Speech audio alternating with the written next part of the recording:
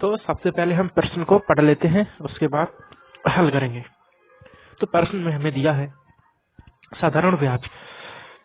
साधारण ब्याज पर और ब्याज की समान दर पर एक धनराशि 5 वर्षों में 7,500 और 7 वर्षों में 8,500 हो जाती है, तो ब्याज की वार्षिक दर ज्ञात कीजिए। ठीक है, तो आइए इसको पहले समझते हैं।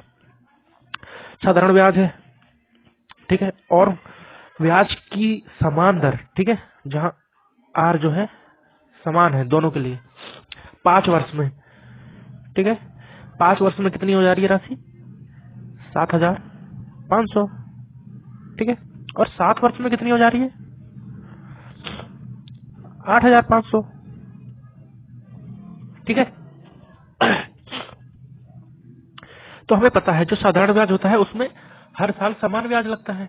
जो साल एक पहले साल में लगेगा जो ब्याज, वही ब्याज पहले से दूसरे साल के बीच में लगेगा, और वही ब्याज दूसरे से तीसरे साल के ब्याज के बीच लगेगा। ठीक है, तो यहाँ पर हमें 5 दे रखा है और यहाँ पर हमें 7 दे रखा है, तो इसका अंतर निकालेंगे। हमारे पास कितना आया? 2। अभी हमारे पास अमाउंट भी दे रखा है कि 5 साल में इतना हो जा रही है, ये कि मिश्र दिन 5 साल के बाद, ठीक है। और यह 7 साल के बाद इतनी हो जा रही है 8,500, ठीक है। हम क्या करेंगे? 8,500 में से 7,500 को माइनस कर लेंगे, ठीक है। तो हमारे पास कितना आएगा? 0,0,0,1 1,000। तो ये हमारे पास क्या आया? ये आया हमारे पास 2 साल का ब्याज, ठीक है। तो 1 साल का ब्याज कितना हो जाएगा? 2 से डिवाइड कर देंगे, तो हमारे पास आ जाएगा 500, जो कि 1 साल का ब्याज, ठीक है। अभी राशि अगर 5 साल में 7,500 हो जा रही है, तो इसमें 5 साल का ब्याज जुड़ा होगा। तो जब 1 साल का ब्याज 500 है, तो 5 साल का ब्याज कितना हो जाएगा? 5 से मल्टीप्लाई कर देंगे, कितना हो जाएगा? 2500, ठीक है।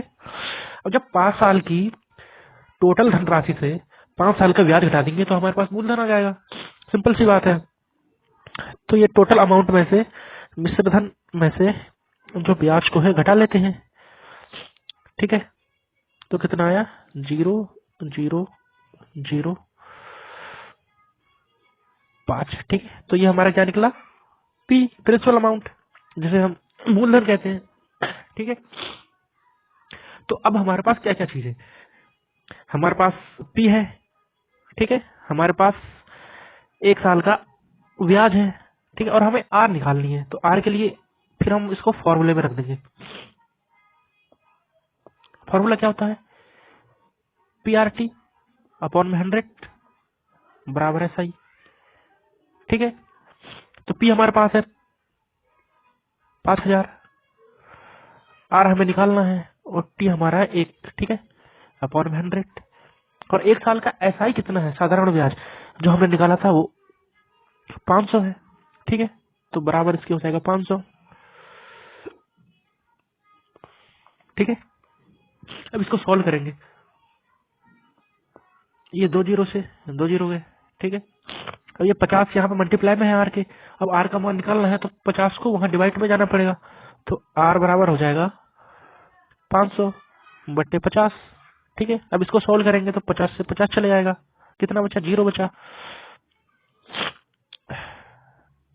तो आर बराबर हमारा कितना हो गया? 10%, ठीक है। धन्यवाद।